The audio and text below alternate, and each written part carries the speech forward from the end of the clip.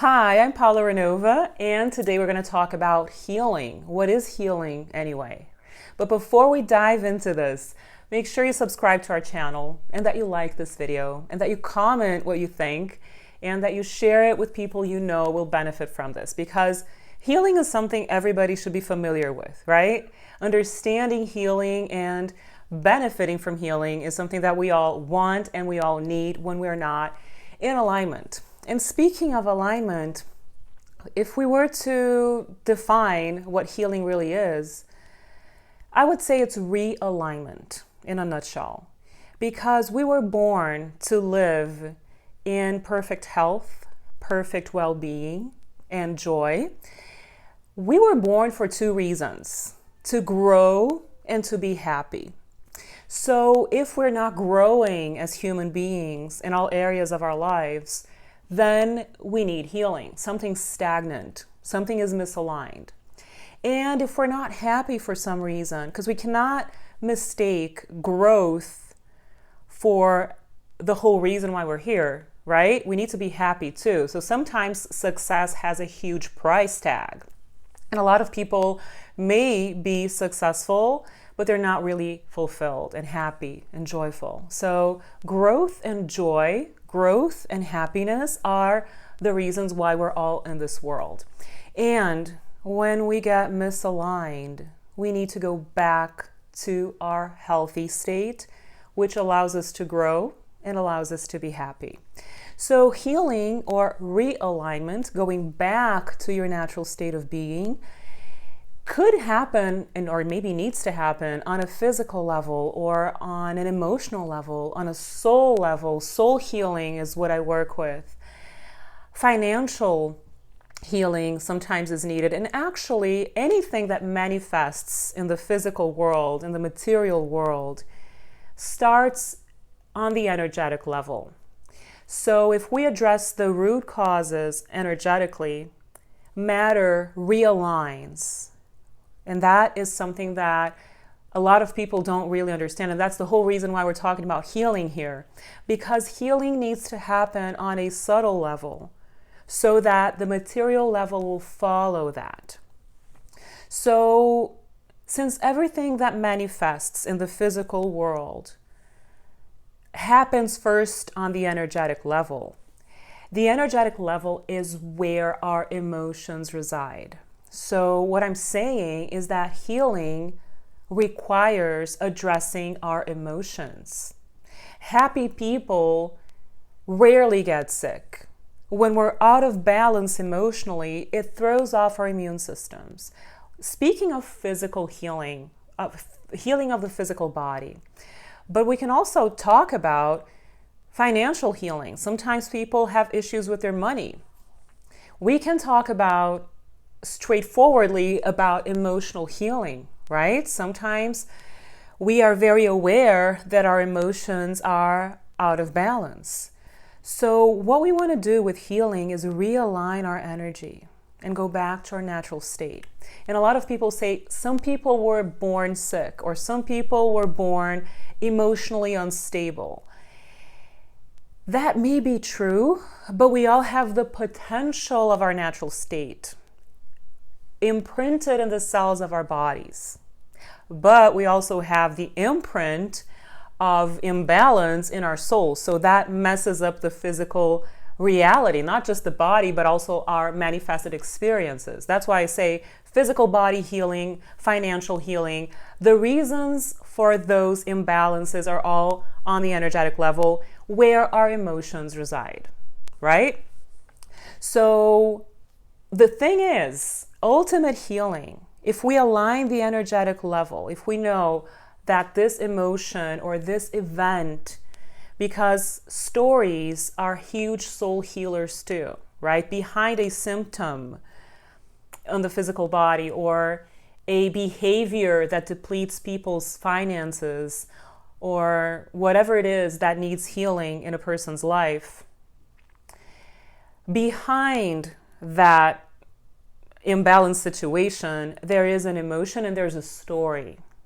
So that's why I love family constellations. Cardinal method constellations are something that I always offer because it's an opportunity to hear a story that can heal your soul. So indigenous cultures say this a lot. Animals and stories can heal the human soul.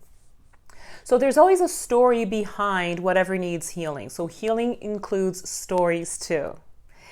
And the thing is, and this is really where we can get a quantum leap here, energy is not enough either. So if you just address the material level, it's not going to be addressing the root cause of whatever manifested problem you have. So to talk about healing, we need to go to the subtle level of energy. But energy is also an intermediary level, because ultimate healing happens on the level of consciousness, which is above energy. So there are 3 levels of existence: consciousness, energy, and matter. This is according to Hindu wisdom, which is, the cradle of all wisdoms on earth. It is a very, very wise culture, Hinduism. And when we address the consciousness level, we keep asking, why is this happening? Why is this happening? Why is this happening? And we don't try to control it cognitively. This is not a mind game. This is something we feel. Healing is about feeling all your emotions and feeling the reasons why we got to that place of misalignment, right? So your thinking and your mindset reside on a consciousness level, which is above energy. And if we understand the 5-step process that leads to misalignment, which requires healing, we also understand the 5-step process that leads us back to realignment, that heal, the 5 steps that help us heal. And they're the same. It just depends on how you go through those 5 steps. If you're going through those 5 steps with a not so ideal kind of mindset and thinking, or if you're coming from a healthy mindset and a healthy way of thinking. So what's the 5-step process? Everything starts in your thoughts. So thought, thinking. Are you thinking high quality thoughts, or are you thinking misaligned thoughts? And the thing is, thinking is not just about your conscious mind. We have a subconscious mind and a deep unconscious mind as well. So our thinking may be unhealthy on the subconscious level, on the deep unconscious level, even if consciously we don't want that. That's why healing is so powerful and so important, because it addresses the energetic level, and it addresses the subconscious mind and the deep unconscious mind, and it reveals contents that were hidden and that were creating a not so ideal reality in your life, right? So thoughts create emotions. Your thinking creates the way you feel. Your feelings are much denser, and they are on the energetic level now. So thoughts are on the consciousness level. Feelings and emotions are on the energetic level. And what happens with energetic contents is that they're electromagnetic. And they will attract, with their vibration, a manifested experience on the material level, the most dense level of existence that we experience as human beings. So thoughts in the consciousness level, emotions and vibrations, electromagnetic vibrations on the energetic level, create your manifested experience.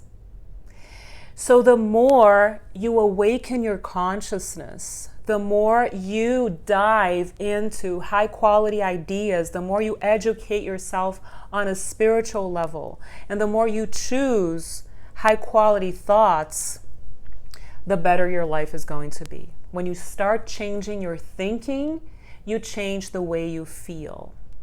And when you change the way you feel, you change the way you vibrate. And when you change the way you vibrate, you change the way you activate magnetism, and then you change whatever manifested experience you're going to go through. So the 5-step process requires you to understand thoughts, first step, create emotions, second step, These emotions create vibrations.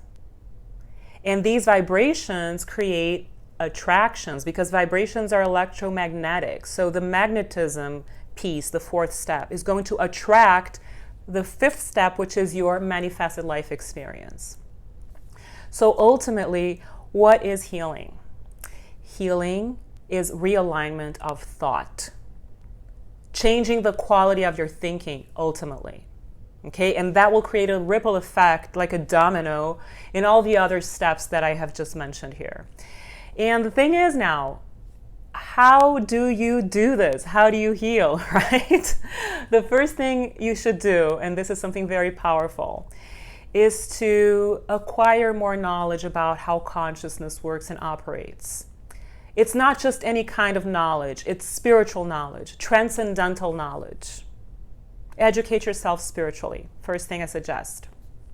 Secondly, practice that knowledge because we can't not just stay on the theory level. I know a lot of people who are very, very smart and they are so versed and they understand the theory of spiritual knowledge so beautifully, the philosophy of it all.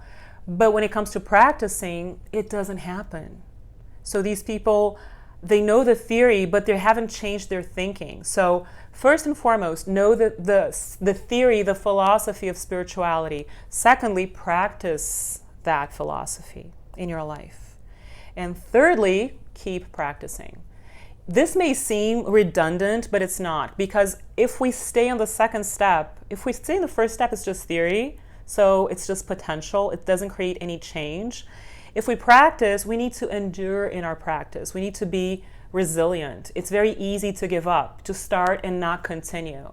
So the third step is the most difficult one, which is to maintain a high vibrational thought frequency and practicing your spirituality with love and kindness towards people, love and kindness towards self.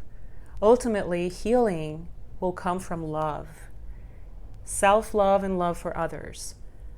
But for you to allow yourself to love and create a beautiful life for yourself, your thoughts must be realigned too.